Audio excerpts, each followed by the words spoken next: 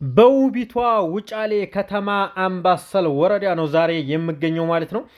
ውዶቼ እንግዲህ አንዲት የመዳም ቅመሟ እናቷን ሰርፕራይዝ አድርግልኝ ባለች መሰረት የቤት መፍረሻ አሰርቼ እንግዲህ ከነ ፈርሻው ከነ ትራሱ ከነ ልብሱ ሁሉንም ጃሄዝ አድርጌ ይዤ ተገኝቻለሁ ማለት ነው። በዚህም መልኩ ፍርሽርሽ አድርጌላታለሁ ማለት ነው።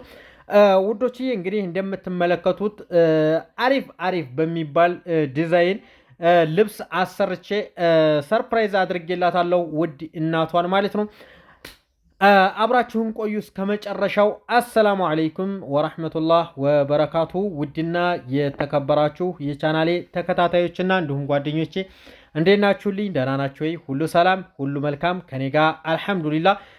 ውድና የተከበራችሁ በመላው ዓለም ሆናችሁ ስለምትከታተሉኝና ስለምታበረታቱኝ ከልብ አመሰግናለሁኝ።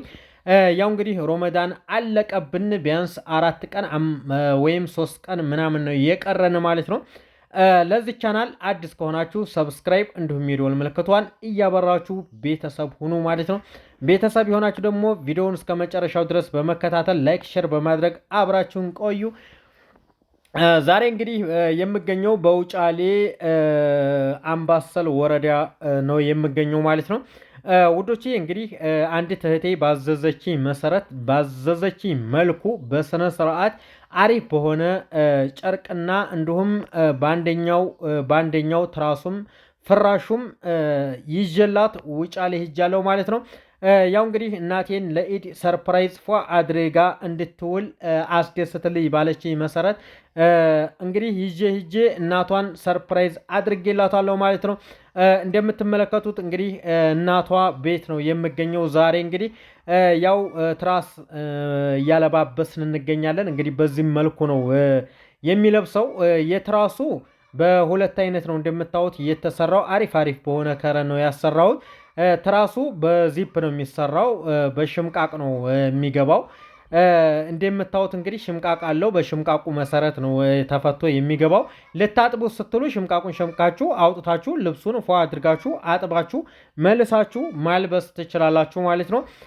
የፍራሹ በዚፕ አይሆንም፣ ምክንያቱም ረዥምም ስለሆነ ዚፑም ቢበላሽ በኋላ ችግር ስለሆነ የፍራሹ ቀጥታ በማሰሪያ 3 ቦታ ላይ በማሰሪያ ነው የሚሰራው ማለት ነው። ውድ ተመልካቾቼ ያው እንደምታዩት እንግዲህ ልብሱን ተወዱታላችሁ ብዬ አስባለሁኝ። በራሴ ምርጫ ነው ያደረኩላት። በጣም አሪፍ የሚባል መልክ ያለው ልብስ ነው ማለት ነው። እንግዲህ በስተግልባጩም እንደምታዩት ነው። በአንደኛው ግልባጭ ደግሞ በቀዩ ነው ማለት ነው የተሰራው። ይኸው እንግዲህ ያለባበስን እንገኛለን።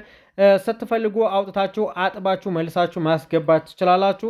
ውድ ተመልካቾቼ በአንድም በኩል ማሰራት ትችላላችሁ። ምክንያቱም ከታች ገበርም ትንሽ ዋጋውም ቀነስ ያደርጋል። ከታች እንደገና በገበር ነው የሚሆነው።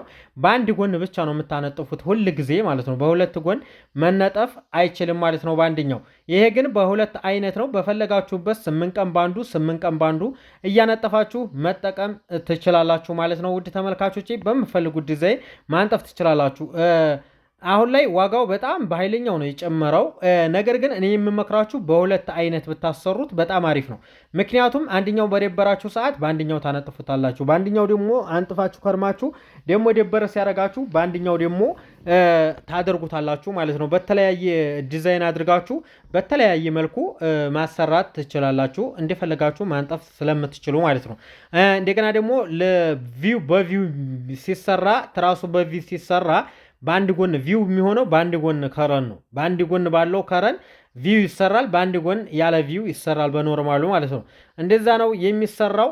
ማዘዝ ትችላላችሁ። የትም ቦታ አደርስላችኋለሁኝ ወሎ እና ውድ ተመልካቾቼ ሌላም ነገር ማሰራት ትችላላችሁ። ቲቪ ስታንድ፣ ቁም ሳጥን እንዲሁም አልጋ፣ ቡፌ በምፈልጉት አይነት አሰራላችኋለሁ ማለት ነው። እንዲሁም ቲቪ ስታንዶች፣ የተለያዩ ቲቪ ስታንዶችን ማሰራት ትችላላችሁ። እንዲሁም ተላጃ ቴሌቪዥን በምፈልጉት አይነት ማዘዝ ትችላላችሁ። የቤት ዕቃ ማዘዝ ትችላላችሁ። እንዲሁም የራያ ልብስ አልባሳቶች በምፈልጉት አይነት ዲዛይን እንዲሁም ሽርጥም የወንዶች ጋቢም ከፈለጋችሁ በፈለጋችሁበት ዲዛይን ማዘዝ ትችላላችሁ። ፈለጋችሁበት ቦታ አደርስላችኋለሁ ማለት ነው። ከእናንተ የሚጠበቀው ቪዲዮ ላይክ፣ ሸር ማድረግ ቻናሉን ሰብስክራይብ እያረጋችሁ ሸር እያረጋችሁ ማሳደግ ብቻ ነው የሚጠበቅባችሁ። የምፈልጉትን አይነት ስራ ማዘዝ ትችላላችሁ። እኔ በቅንነት በታማኝነት የምሰራላችሁ ይሆናል ማለት ነው። ዛሬ እንግዲህ የውጫሌው ውሎዬ ይህን ይመስላል። ውጫሌ ላይ ፏፈሽ አድርጊያቸው ሰርፕራይዝ አድርጌላት እንግዲህ በምፈልገው ዲዛይን አሰርቼ በአማናዬ ተወጥቼ ሁሉንም አስደስቼ መጥቻለሁ ማለት ነው። እንግዲህ እንደምትመለከቱት ወንድሟ ታናሽ ወንድሟ ነው የተቀበለን።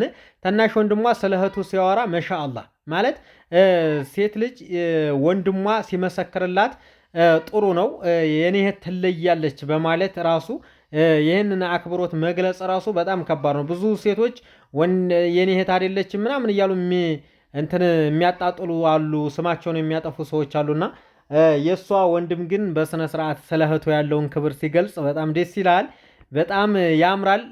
እንግዲህ አስደስታቸዋለች። ወንድሟ፣ እናቷ እንዲሁም ጎረቤት ጭምር ነው የተደሰተበት። ልብሱን በጣም የሚያምር ልብስ ነው። እንግዲህ በሀገራችን አዲስ እየተለመደ ያለው በቀላል ብር ቤታችሁን ፏ ፈሽ አድርጋችሁ ለመፈረሽ በእንደዚህ አይነት ዲዛይን ማሰራት ትችላላችሁ ማለት ነው። ውድ ተመልካቾቼ እንዲያቅማችሁ መሰራት ይችላል። ነገር ግን ፍራሹና ትራሱ ነው ዋናው አንደኛው መሆን አለበት። እንደዚህ ስትፈርሹ ሰው የሚገደፈው የሚቀመጥበት ምናምን ስለሆነ በአንደኛው ሁሉም ሲሆን ደስ ይላል። በሁለተኛው ከሆነ ግን መቅለጥ ነው ማለት ነው። ውድ ተመልካቾቼ በጣም ወዳቸዋለሁ፣ በጣም አከብራቸዋለሁኝ። ከጎን የሆናችሁ ሁል ጊዜ ስለምታበረታቱኝ ከልብ አመሰግናለሁኝ።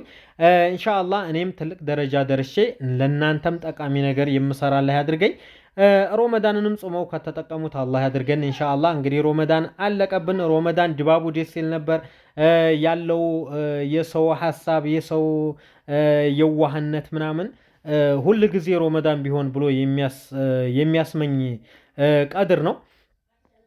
በጣም ደስ ይላል። ሁሉም ነገር ያምራል ማለት ሁሉም ያለውን አካፍሎ የሚበላበት በቃ የበታቹን የሚያይበት የሚመለከትበት የታመመን የሚጎበኝበት ምናምን ነው እና አሁን ላይ በጣም ደስ ይላል። እንደዚህ የሰው ልጅ ሲተዛዘን በጣም ደስ ይላልና ሁላችንም የመተዛዘን የፍቅር የሰላም አላህ ያድርግልን። ሀገራችንንም በሰላም ወደ ቀድሞ ሁኔታዋ ይመልስልን። ሀገራችን ከታመመች እንግዲህ በዋላ አደር እያለች ነው።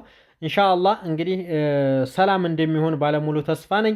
ሁላችሁንም ከልብ ነው የምወዳችሁ፣ አከብራችኋለሁ። በያላችሁበት ፈጣሪ ይጠብቃችሁ። እንግዲህ ቤተሰቦቻችሁንም ሰላም አላህ ያድርግላችሁ። እናንተም ሀሳባችሁ በቅርቡ ተሳክቶ ወደ ሀገር ተመልሳችሁ ቤተሰቦቻችሁ ጋር በሰላም በፍቅር የምትኖሩ አላህ ያድርጋችሁ። ባል የሌላችሁ ሴቶችም ሷሊ የሆነ ባል ይወፍቃችሁ። ወንዶቹም እንደዚሁ ልጅ የሌላችሁም ሷሊ የሆነ ልጅ ይወፍቃችሁ ማለት ነው። እወዳችኋለሁ፣ በጣም አከብራችኋለሁ። ሰላማችሁ ይብዛልኝ። የዛሬው ውሎ ይህን ይመስላል። እንደወደዳችሁት ባለሙሉ ተስፋ ነኝ። ይመቻችሁ።